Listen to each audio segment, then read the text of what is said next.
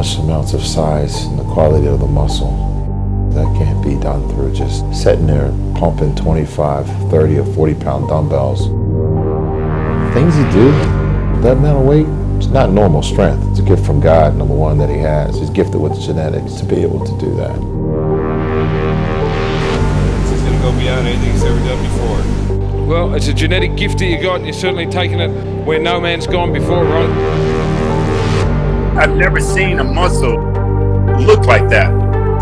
I don't see someone being able to achieve that. Nobody's close to Ronnie Coleman at 100%. Nobody. I don't care what anybody says. They can idolize whoever they want. Ronnie, if you look at Ronnie in 2003, we may never see that again. Ever.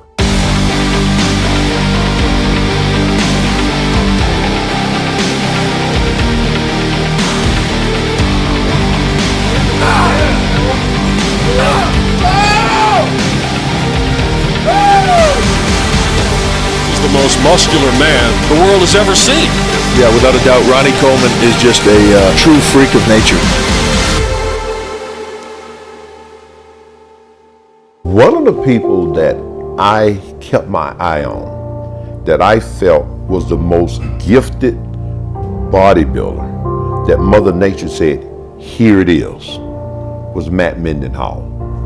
I have never till today seen a physique as complete, as genetically balanced as Matt. Matt Mendenhall. You recall the movie He-Man. Matt was a walking He-Man. He was absolutely beautiful, from forearms to bicep to chest to shoulder waist ratio to calves to thighs, everything. And I always thought in my head, if this guy got it together, it would be a challenge like no other. He lacked that fire and that desire.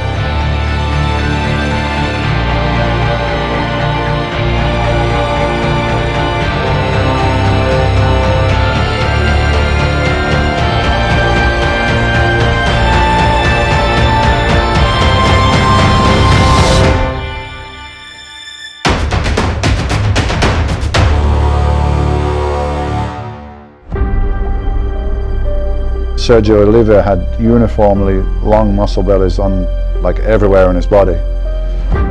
It's probably the most genetically gifted bodybuilder ever. They're just people that stand out to be like, wow, this is Mr. Olympia at the time. I mean, it's like something from another planet at that time, the late 60s, right? Amazing. Ronnie was very gifted, but I would say Sergio has probably had the best genetics, and look what the guy looked like in the late 60s with what they had available.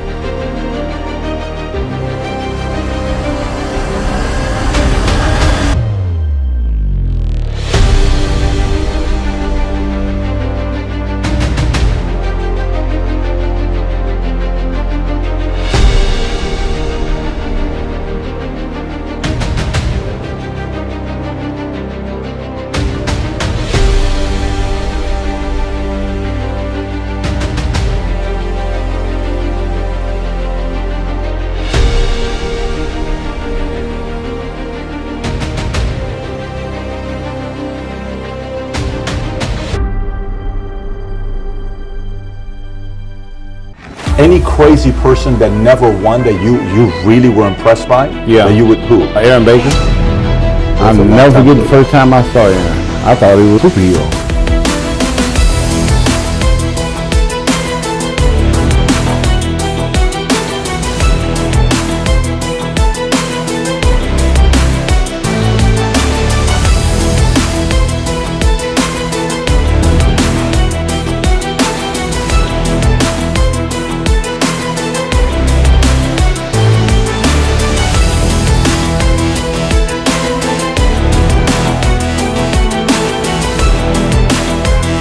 Seeing results every day kind of motivates you.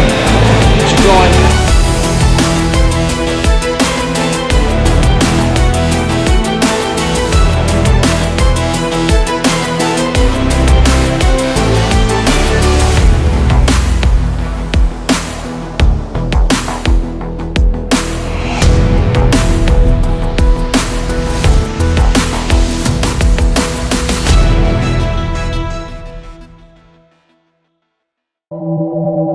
Nobody's the same in this game, but we're all in the same game. Just different levels, dealing with the same hell, just different devils. We are all human, the same species, yet every person's muscle structure is completely different.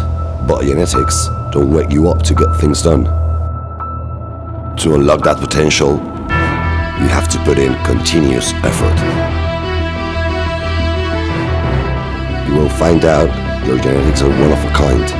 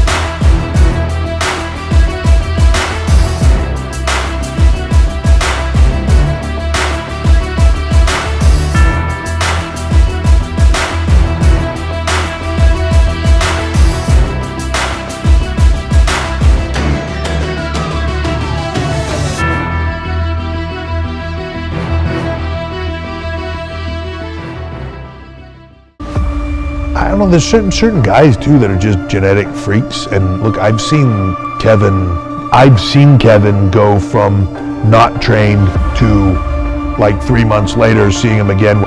I remember there was one time where I saw him had surgery or something, but he had lost a ton. He was really slim.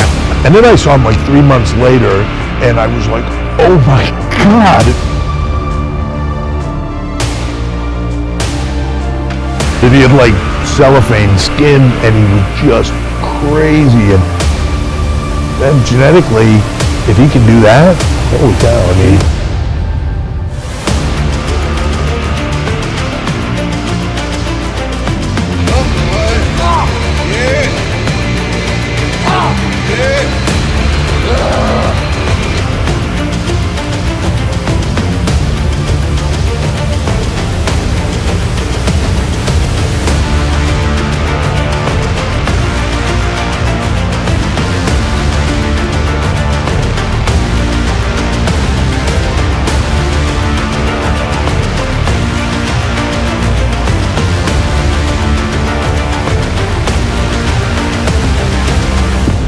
We all have something that's unique about each and every one of us.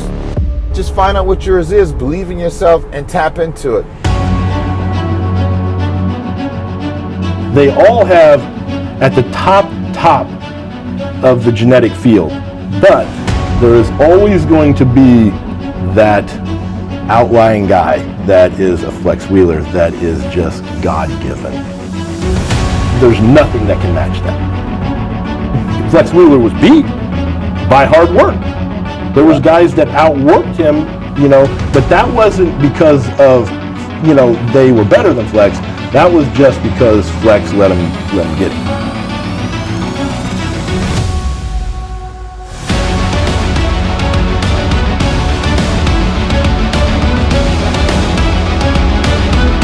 Let me tell you something. A Flex Wheeler out of shape to still beat me. A lot of times when you weren't 100%, you still beat me. Your shape and your symmetry and everything is just flawless.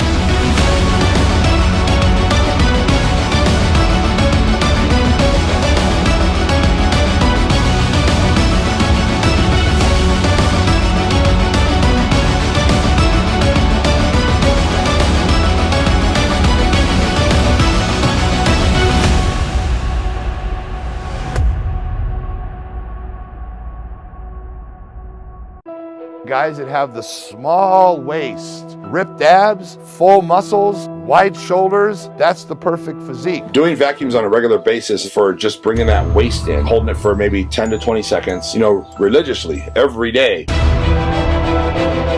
Trains the muscles to keep everything in tight. The more you do it, the smaller your waist can become. Just in your everyday, how you look in clothes, how you look with your shirt off, it's going to improve that.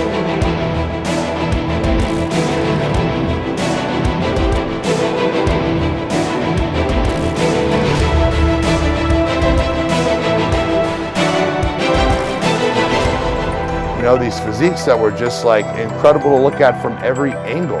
Tiny little waist, tiny little joints, wide shoulders, masterpieces.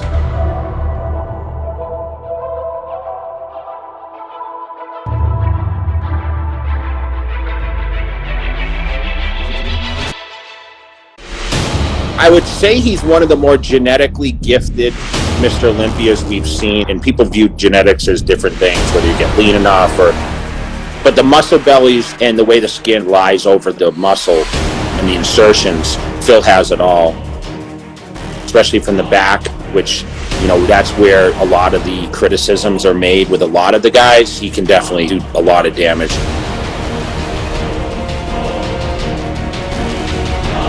In order to take my career to the next level, I had to never just rely on genetics alone. And I had to understand that, you know, hard work beats talent every day. But those guys that are talented and that exercise hard work ethic and discipline can do some amazing things.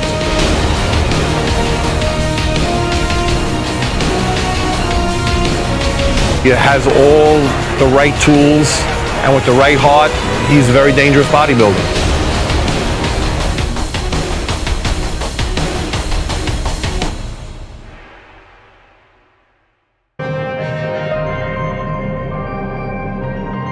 There's never been anyone that's built like that guy ever in the business of bodybuilding in the sport. Then he has a small waist and he flows like crazy. There's never been anybody like that at all. 320 pounds, man, it's just as balanced as he can get.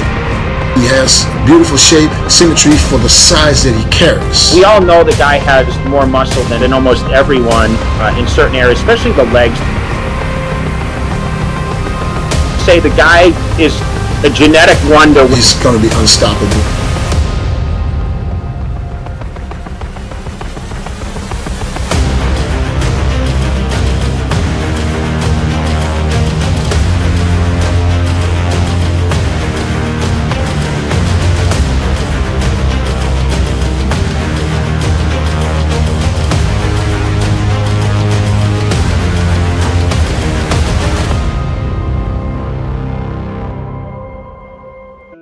When he walked through the door, he was the biggest thing I ever saw. A lot of those other guys were humongous, but this guy was like in a different world.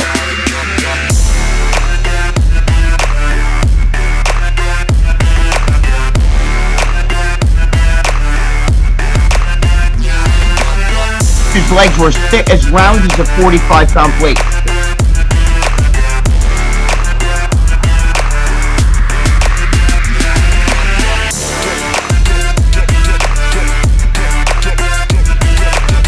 If you saw what he looked like at 16 years old, he was a monster. That guy's genetics was so sick.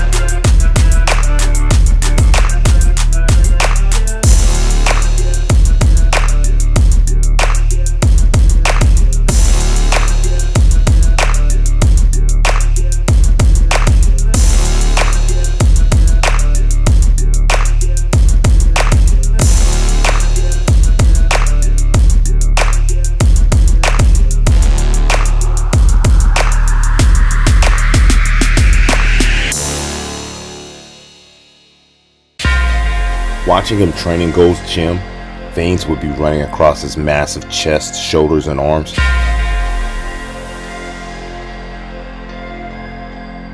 Massive traps, giant calves, big legs, insane arms, crazy wide chest with vascularity, small, tight, shredded waist. This guy was a monster.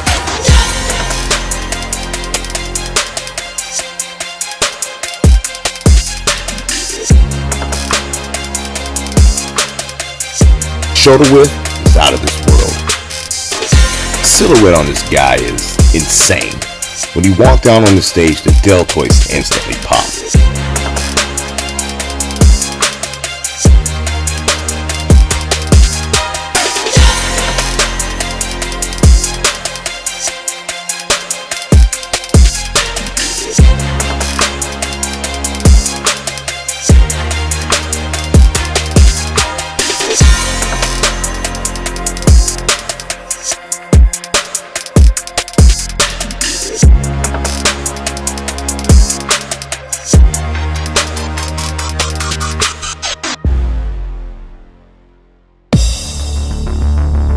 And Lee Priest was like the talk then. And I always mentioned, anyone ever asked me who are the freakiest bodybuilders you've ever seen in real life, cannot tell you how crazy Lee Priest was.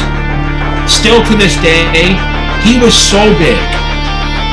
He could barely walk. That's how big he was. Like, I know in today's era, like, we've seen the biggest guys. Victor Richards was outrageous then, but Lee Priest was the biggest pound for pound guy I've ever seen. The arms and the legs, and I mean, it was just crazy. He was only my age. I think he was around 20.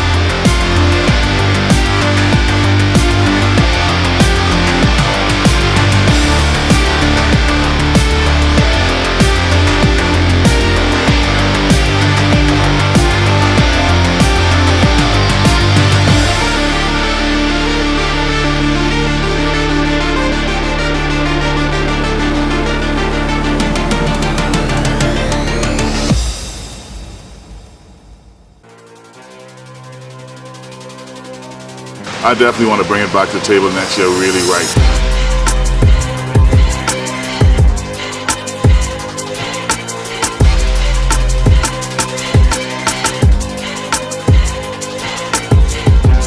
As we all know that from waist up, I'm deadly. And the day I can bring the legs to match my upper body, then of course I'll be making a real big statement in bodybuilding. So the judges have told me quite up frankly that the legs have improved. They're saying the tremendous improvement, so let's keep going.